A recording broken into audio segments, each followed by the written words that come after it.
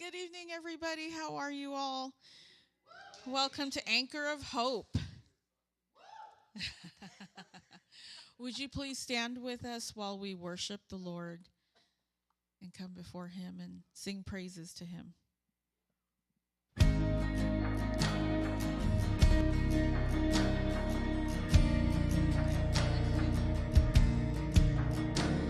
give life. You are love. You bring light to the darkness. You give hope. You restore every heart that is broken. Great are you, Lord. It's your breath in our lungs, so we pour out our praise. We pour out our praise. It's your breath in our lungs, so we pour out our praise to you only.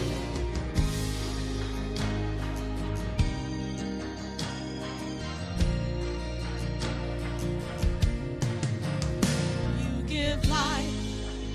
You are love. You bring light to the darkness. You give hope. You restore every heart that is broken. Great are you, Lord. It's your breath in our lungs, so we pour out our praise. We pour out our praise. It's your breath in our lungs, so we pour out our praise to you only. It's your breath in our lungs, so we pour out our praise. We pour out our praise. It's your breath in our lungs, so we pour out our praise to you only.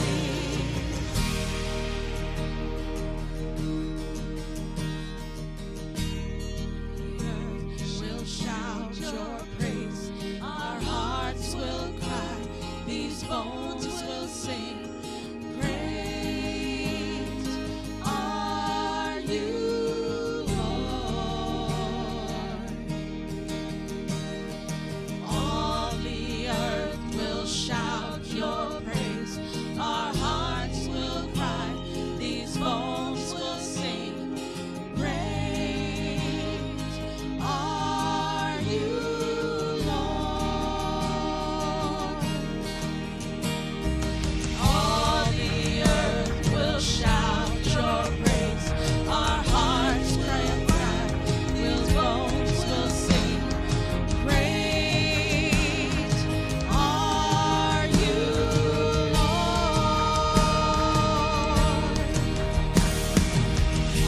The earth will shout your praise. Our hearts will cry. These bones will sing. Great are you, Lord.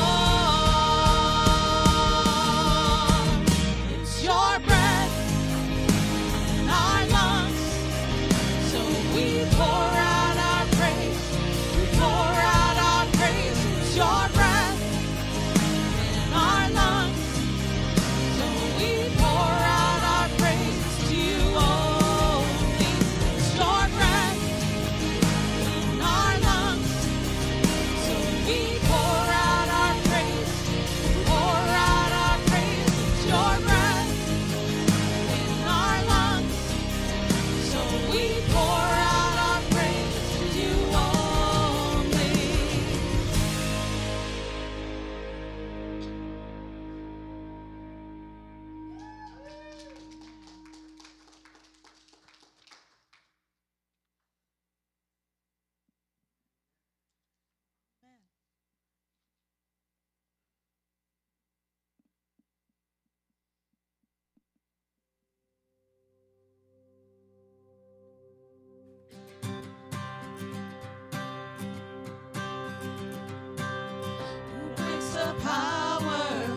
of sin and darkness, whose love is mighty and so much stronger, the King of glory, the King above all kings, who shakes the whole earth with holy thunder and leaves us breathless in awe and wonder, the King of glory, the King above all kings. This is amazing grace. This is unfailing love, that you would take my place, that you would bear my cross. You laid down your life, that I would be set free. Oh, Jesus, I sing for all that you've done for me.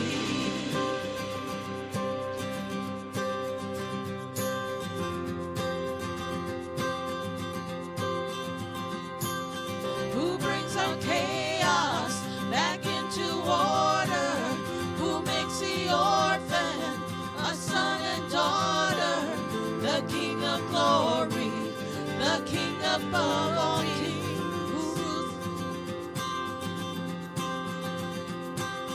who rules the nations with truth and justice, shines like the sun in all of its brilliance, the King of glory, the King above all kings. This is amazing grace.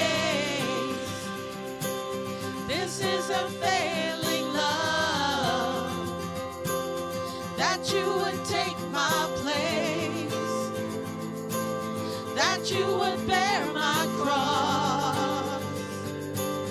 You laid down your life, that I would be set free. Oh, Jesus, I sing for all that you've done for me.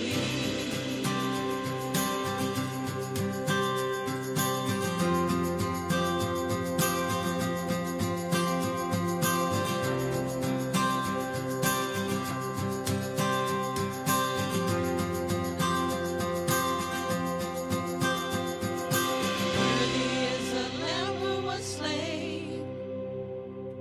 Worthy is the King who conquered the grave. Worthy is the Lamb who was slain. Worthy is the King who conquers the grave. Worthy is the Lamb who was slain.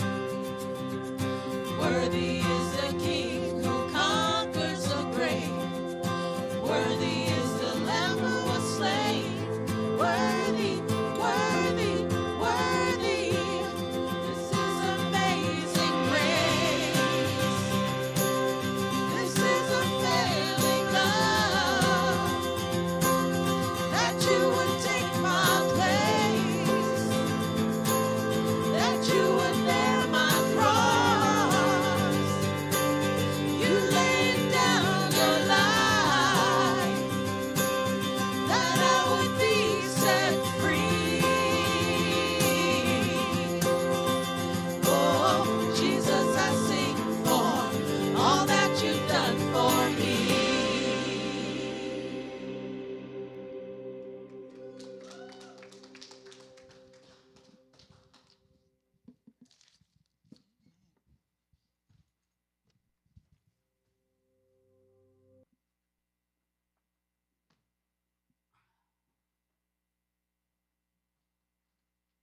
Everybody to Anchor of Hope. Here at Orange Coast Community Church, we have a lot of things going on. We start with our Sunday service at 9:30 a.m. in the sanctuary, not the fellowship hall, like I said last week. We have Wednesday's Bible study at 7 p.m.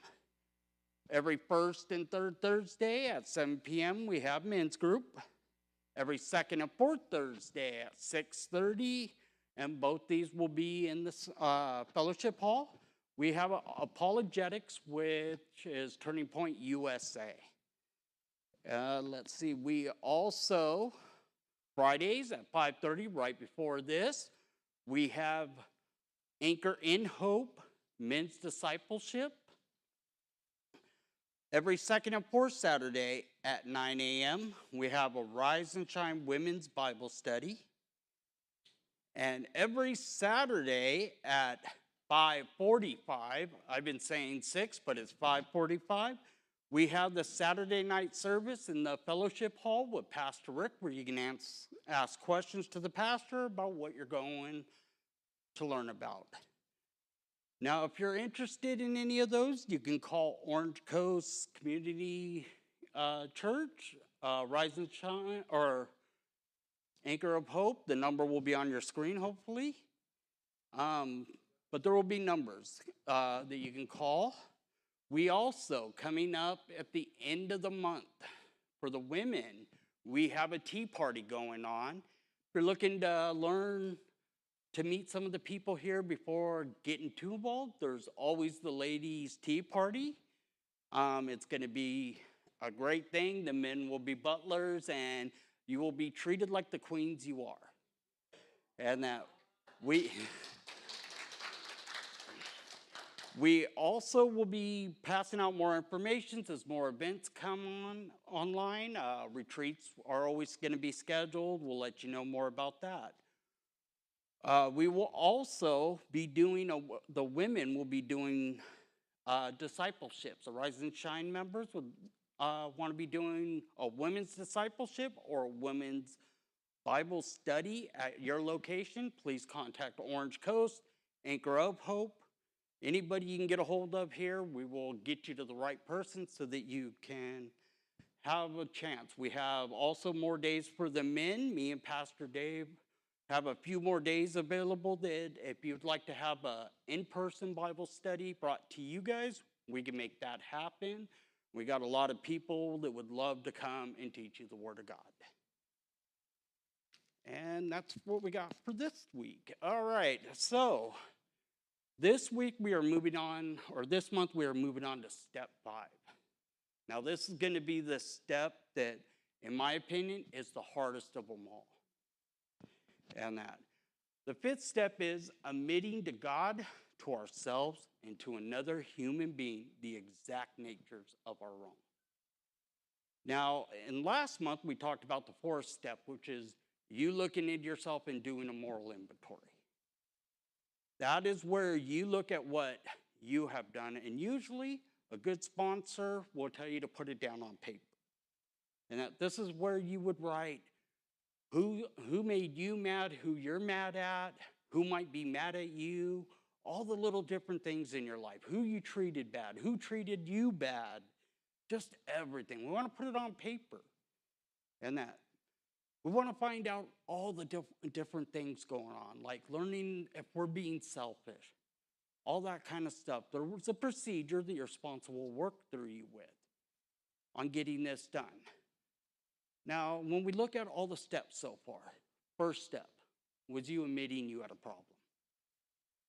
Step 2 and 3 are accepting that there's a higher power out there that's going to help you.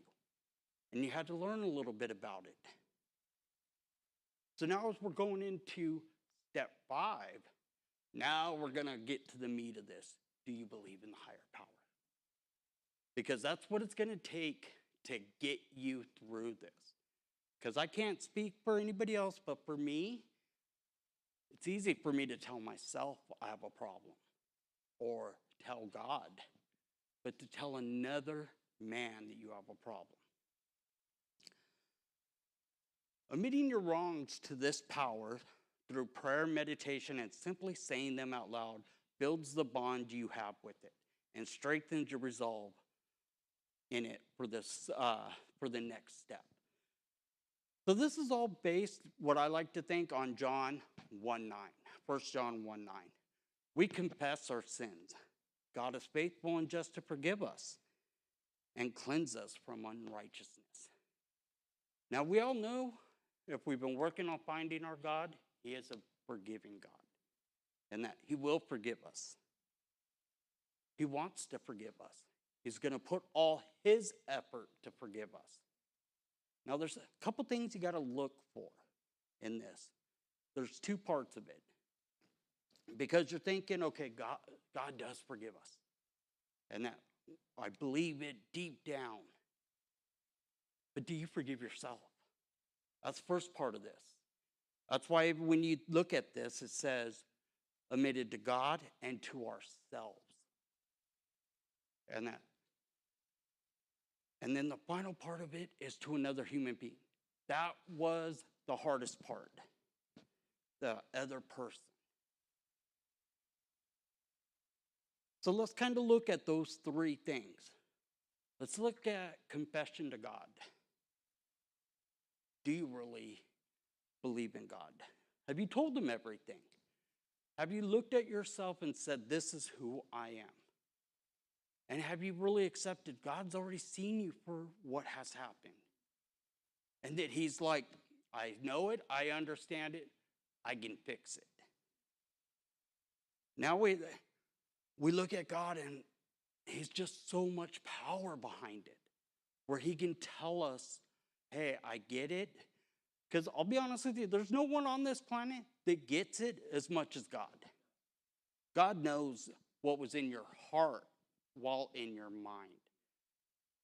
So God knows, like most people have always been told when in recovery, they're not bad people. They have just that off moment. God knows this. God knows your off moments. He knows your good moments. He knows everything. And he's willing to work with you on it. So confessing to God, this is something we need to do twice a day, I believe, especially in the 12-step program. First of all, when you wake up, what are your thoughts? Now mine, I woke up and you know what? I was actually angry with God this morning that I woke up when I didn't have to. I mean, I sat there this morning and I'm like, why did I have to get up at 7? There was no reason. I didn't even turn on the alarm. Why am I arguing with God about that? Instead of confessing, thank you, I got to wake up today. And let's get on to this day. What can we do? Not me, what can we do? And then you sit there and you talk to him. You confess, hey, I'm sorry, God, I did not mean that. And forgive me. Thank you for being you. Thank you for letting me wake up. Thank you for everything, that I woke up in a bed that was warm, that I had food to walk out to. And I love Monsters in the morning, energy drink. God's made that possible. That I have Monsters in the morning that I can go grab out of the refrigerator and it's cold. I mean, it's the little things that we can sit there and say thank you for. Because you know what, I'll be honest with you, I remember when I wasn't sober and I was living in a bush. Have you ever had a soda that was still warm because you didn't have a refrigerator? Or I hate to say it, but it's true, you had opened it last night and some of the bugs decided they were going to drink it with you? And you wake up and you don't even have a nice soda to drink in the morning? You don't have that today. When you're trying to straighten out everything, when you're confessing to God. I mean, even when I first moved into a shelter, and before I got into sober living and then got married, but I was in a shelter when they closed down this place the first time, the riverbed here. Went to a shelter. And you know what? We've all been there. Who's been in the shelter life? We complain about it. But you know what? I wasn't sleeping with all the bugs. There might have been a few bugs that came with people. But you know what? I wasn't sleeping with all of them like I was in the bushes. And did I ever tell God thank you for that stuff? No. These are the little things that we take for granted on a daily basis that we get to. That we get to confess, hey, I haven't been the best this morning. And then late at night, the second part of the day, thank you for that whole 24 hours. And that you got to go home and find a place to go to sleep. Because for those people that live on the streets or living in the shelters, or even our combat vets that are dealing with this, they do this thing that's called sleeping with one eye open. Never get sleep. You just get to rest. And the rest ain't even that good. So are we confessing to God and thanking him for our day? Did we tell God at the end of the night, did we tell him how our day went and not just tell him because he already knows, but ask for what I should have done better. What could I have done better? What could I have said? Did I not talk to that person right? Is there a better way I could have handled it? These are the kind of things that is confession. This is what we need to do when we're to God. And then we're bringing it with our past. We're bringing all that stuff up. Now, has anybody ever sat there and it happens, but say, oh, I gave it to God and God's taking care of it, and tomorrow I'm waking up still upset about the same situation that I swore I gave to God? Did I really give it to God? Or did I keep it? What is a confession to you? This is something we need to think about and understand. Now let's move on to the next one. Confession to yourself. Confession to the self is the direct continuation of a moral inventory built in step 4. By accepting our wrongs, we can release the egotism and the fear that surrounds our addiction, helping us to become more honest, open about our misdoings to our higher power and to other people. You know, I looked around, and there's plenty in the Bible about talking, confessing to yourself. There's a lot of them in the Bible, but I found something I kind of liked, and it was Leviticus 5:5. And it says, when you become aware of your guilt in any of these ways, you must confess. But to confess, before you even can confess it to God, you got to remember, you got to confess it to yourself. Anybody ever sit there and confess a bad day when you think you're right? If you think you're doing everything right, you don't take it to God. And that you're working on your own confession. So this is what we're talking about in this with Leviticus 5:5. You must confess your sins. Now, when we look at it, what is confessing our sins? When we're talking about to ourselves, do you believe what you're confessing?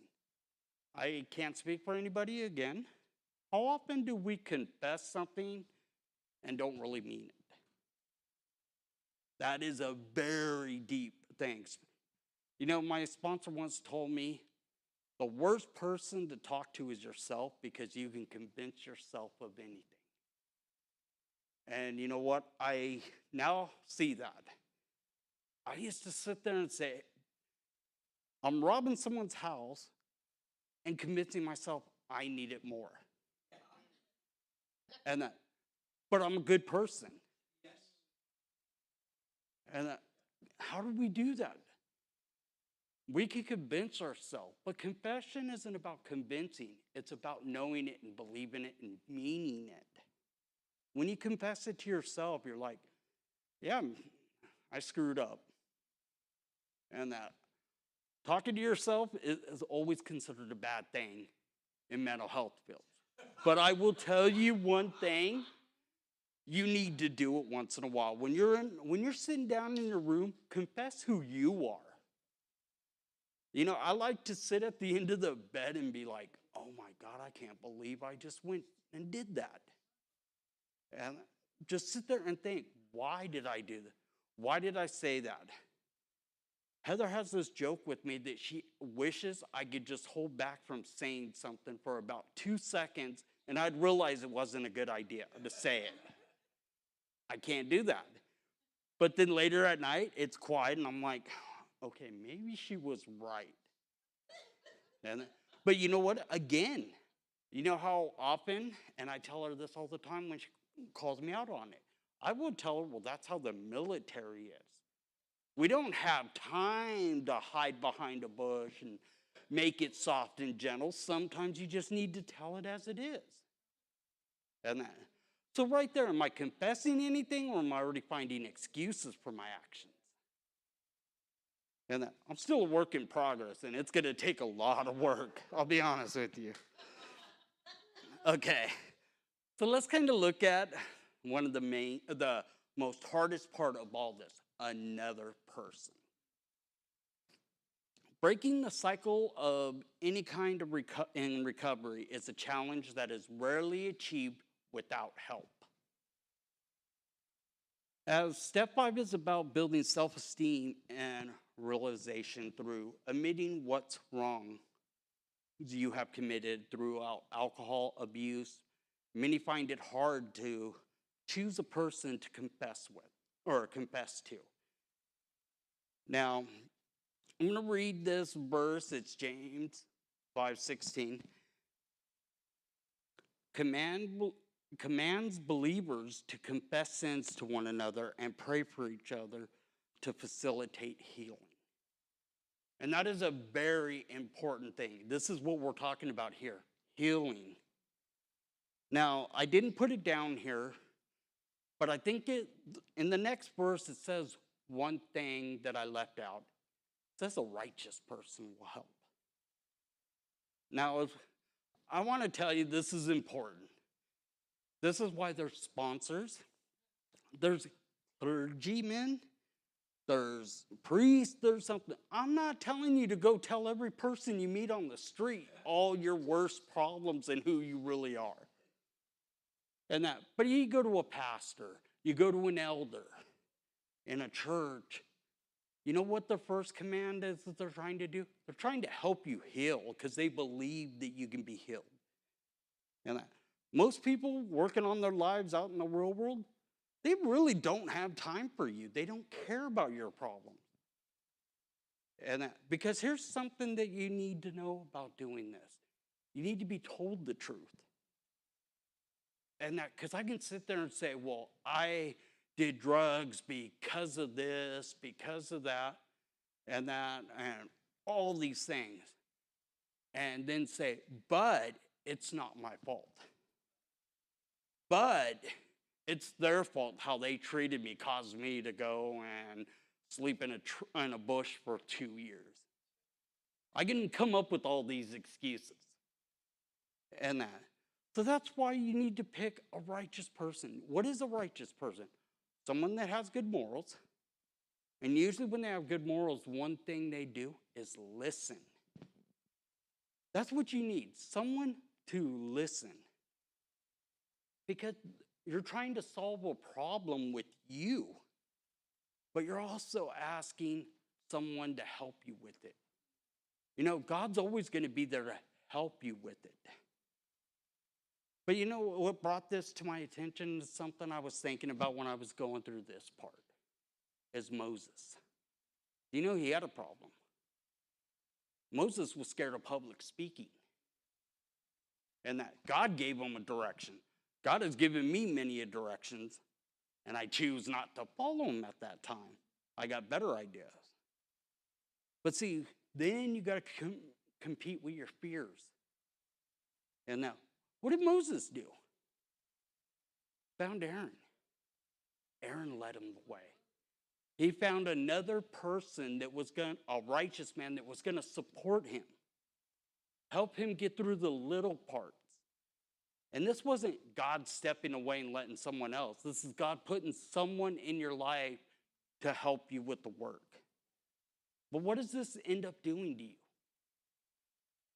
Do you know, there was something that when I first got here, okay, I came out of a program that helped people getting out of jails. And that, you know what the one thing that I hated about that, coming to a church and everybody knew? And that, I didn't want to be considered, oh, I'm a criminal, and that, or this and that. That's not even the problem going on. That's me putting that in there. You know, be honest with you, I've sat here for years and everybody's never wanted to know really about that life. They wanted to ask what I'm doing now. We've sometimes had to break little rules. We had rules with the accountability brother. Until we got to know the people, please don't go to their houses and scare them. Pastor Dave wasn't having that. Pastor Dave on the first day thought it would be a great idea we're going to throw a party at the house. By the way, we're going to the store, so you guys go ahead and the door's unlocked. But you know what? That reminded us of one thing. We weren't criminals, we were people. And that there was healing in that moment. There was an excitement. Now, when you're working with a sponsor here and you start putting it out there, you're going to feel a little bit of excitement because the pressure's off. Remember how last time I told you we're only as sick as our secrets? That's what's getting lifted off of us. We're telling our secrets. It's not just our secret. It's a secret with you and another brother. And now I will tell you, this is the thing, going away from this, I want to tell you how to do a fifth step with your sponsor. Find a quiet, secure place that's just you two. So me and my sponsor decided to go to a meeting before in Huntington Beach, and there just happened to be an IHOP right there. So we went to IHOP to do my fifth step. And we were going through all my lists, and trust me, my notebook was full of people I had resentments from. And we were talking about one, and I didn't know that the waitress was behind me. And we were talking about my military days in combat, and one of the things I was angry about. And I actually made a comment. I was angry because they made me kill kids. I was being honest. I was getting rid of that secret. She didn't hear the whole story. She didn't know we were talking about combat. She dropped the coffee pot and ran. So I am going to give you that little secret. Do it in a park, do it in the beach, do it somewhere private. Because what you're trying to do is heal, but you might accidentally help someone need AA afterwards with some of the stuff you might say. Just being honest. But I will tell you something about that. Do you know, because I was doing it right, I did go back to to IHOP when I got to the ninth step, when I was making my amends. And I apologized to her for scaring her. And she laughed about it. She's like, your sponsor already came and talked to me and apologized for it. But she's like, I was just caught off guard. Cool. So things like that. But you know what? Normally, after something like that, what do? You know what? We isolate. Because the world thinks, our head starts telling us the world thinks of us as monsters. And then you know what? When you think like that, you're like, why get sober? I didn't have to think. Next thing you know, you're on another run. You're in another place. You're back in jail. These are the things that the fifth step is helping you conquer. You know, the one thing, like I always tell my wife, when I first got here, I was afraid to say, yes, I've been to jail. But you know what? I will not hide that from anybody in this church. And you know what? The one thing I like to do is tell the young adults about it. Because when you tell these young teenagers when they're getting 18 that where you can end up and what really goes on in there, might push them away from not going that route. My experience can help someone. We talked about that today in Anchor in Hope. We were talking about we can be the solution, we can be the problem. What are we supposed to do as Christians? Obviously, we have different philosophies in different areas on that, but the one thing no one can ever deny, not one of them sat there and said, oh, I hope you get loaded and end up back in trouble. however it is, we always want the best. That's the key here. And that's the kind of person you should be dealing with when you're coming to the fifth step. Now, I know a lot of people think it has to be your sponsor. I'm a big believer of reading the actual book, just like I'm learning about the Bible, read the whole book. Never says that it has to be a sponsor. There's good men out there that can help you.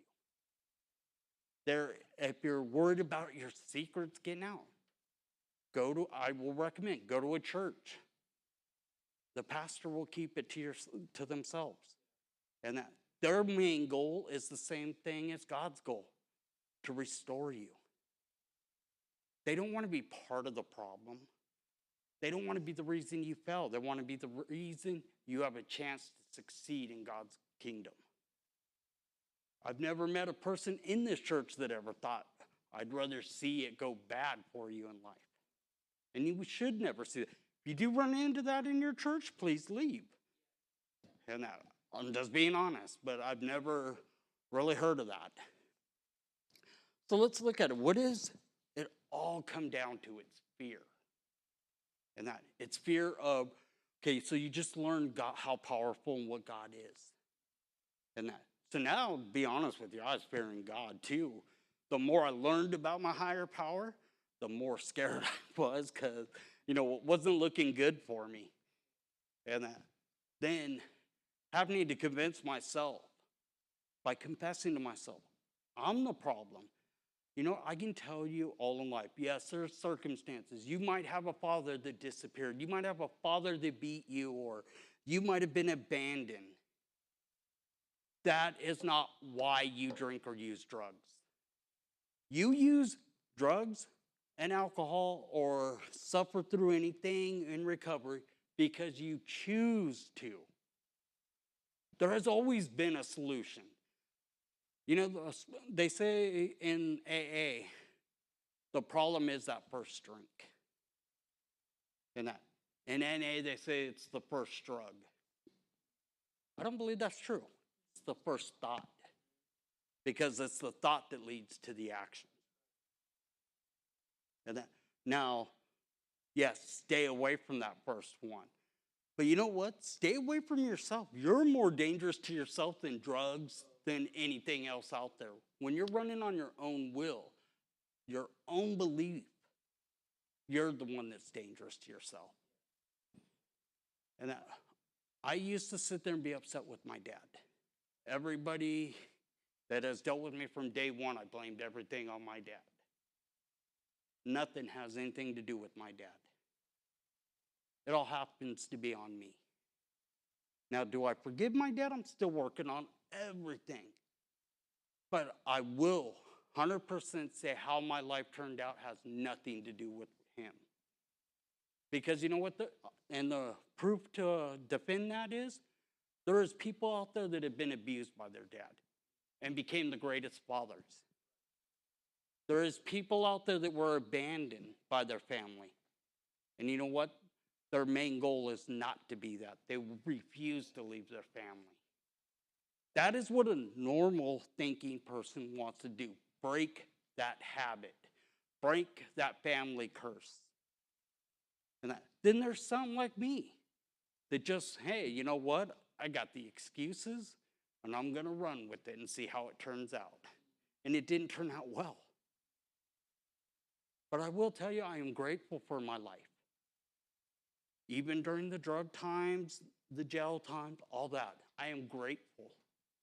Because if everything was as perfect as while I was using, I would not appreciate what I have today. And there was a man in AA that took time out of his life to just try to help me. And there is men in every church that would love to take time away from their day to help you. There is men and women that will give everything they have that makes them to you. They'll give you their time. They'll give you their efforts. They'll give you a shoulder to cry on. They will give you advice. Where else can you get that? You know, we were talking in Anchor and Hope today about a lot of different things, but it was coming down to we just want to be there to help. Is that really a bad way to live life? And that doesn't have to be perfect. Doesn't have to go the way you thought it would go. You know, we were talking about judgment also in that group. And I'll be honest with you, I had one sponsee, I'm not going to give names, and that I would have bet anybody that he wouldn't get sober. And you know what? He's been my longest sober sponsee yet. And that he just collected his 10 years. And you know what? I was judging. Because again, I didn't let God be in control. I didn't learn anything. I opened my own thoughts up and wanted to make decisions. And you know what? Even though I now look back at him, yes, I'm so proud of him at 10 years. But when I went in there with that mindset that he couldn't get sober, I had to apologize to him because did I give him my best to help him get sober? And I remember when he got 7 years, I apologized to him on his birthday. Even though it was a great thing, he did it. But again, he did it with himself and with God in his life. And that, my main thing I will always tell you, I cannot tell you how to get sober. I can show you how I did. And then it's up to you and God to get the rest of the way. And if you just let God be in charge, give the little things that he's asking every day. And to be honest with you, it's a lot more work to go out there and score drugs, find money to go to the bar, than it is just to ask God to direct my life. And to be honest with you, it's less exhausting to just sit there and read the Bible a little bit and find out, okay, that's another thing I shouldn't be doing. And there's a lot of lists of things I shouldn't be doing. But in my life, I chose to do exactly what he told me not to do. And then wonder why it goes so bad. But then I sit there and do just the little things. And life gets good. Now, the one thing I will say about fear and confession, it's gonna make you say the wrong thing at times. Because even in the middle of it, you might be on a roll, I told them this, I told the truth on that, but then in your back of your head, you're like, maybe I shouldn't tell them about this one. And that, this one, I think I could work out on my own. We'll leave this one off the list. And that, no, that's not how you get sober. That's not how you get a connection with God. That's not how you become a sober individual. Honesty will get you through it. Like I said, there is nowhere in the Bible, there is nowhere in the big book of AA that says you have to go tell every person on earth everything. So get that fear out of your head.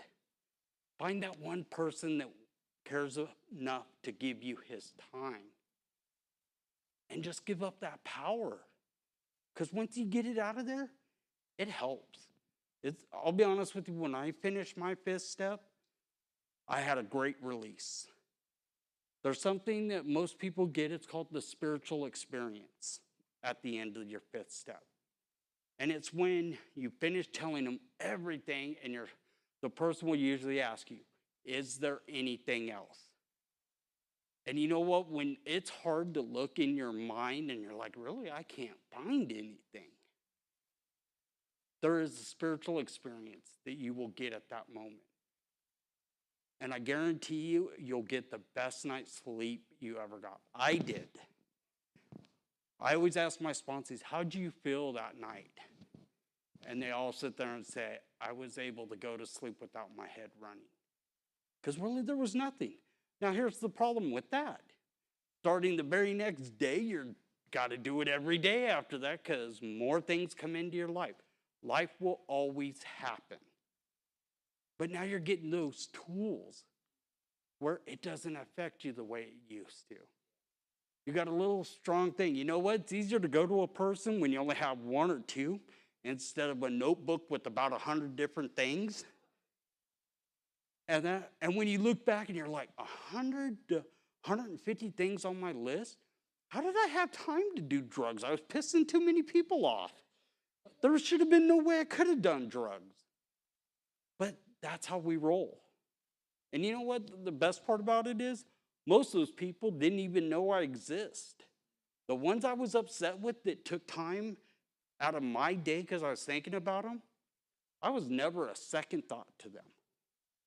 But yet, it was enough to get me to go out there and get loaded again, or to get drunk and end up behind a bush. These are the things we're trying to solve by doing the 12 steps. Now, it gets a little bit more. There is still one more hard one coming up, and that's the 9th one where you start making your amends. I will have some stories about that, and anybody that's done it knows, yeah, it's an adventure. But you get to do those things. You know, that's what my sponsor always told me. Today, I get to do these things. You know what? When I was in jail, I didn't get to do those things. You know, every minute of how my life turned out, I couldn't even decide what time I wanted to wake up. Either the COs were telling me what time I had to wake up, or the car was telling me what time I had to get up. Now, I spent 15 years in the military. I did not want to work out anymore. That was my goal getting out of the military. I would never do a push-up again. Yeah, go to jail. Let's find out how many push-ups you're really going to do. So, work the 5th step with the sponsor. Find an individual. If you don't trust your sponsor, that's okay. You know what? I don't want to put any pressure on how you do this, but find a person to confess this stuff to. Because you're going to get that release, and that release will set up a new way of life. And when you get that release, you find a new God. Because right now, if you're new to this, you're still figuring out what your God's capable of doing. When you feel that release, you're going to know that there's nothing God can't do for you and what is possible for you. So, we're going to have more speakers coming up in the next few weeks. When June hits, we will move on to the 6th step. But I also wanted to let the people know that are watching online, because we've gotten emails. We have people that are interested in learning what discipleship is and what it means. So we are working on scheduling that, because this is all about your recovery.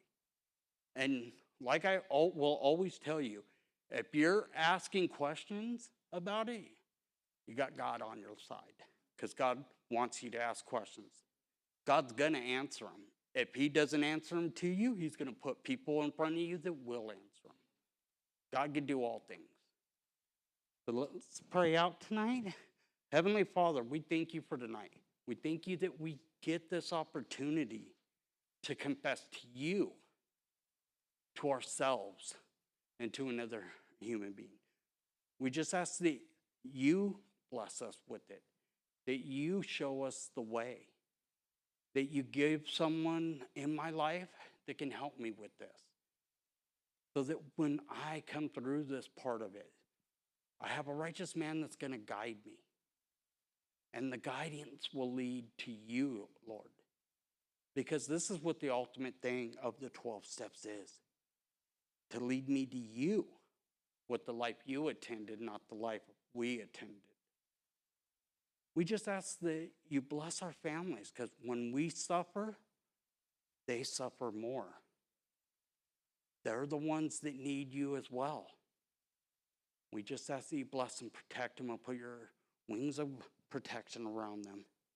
And that you let us move on to the next step. But let it be thorough, let it be honest, let it be truthful, so that we can continue your work and glorify you. In Jesus' name I pray, amen.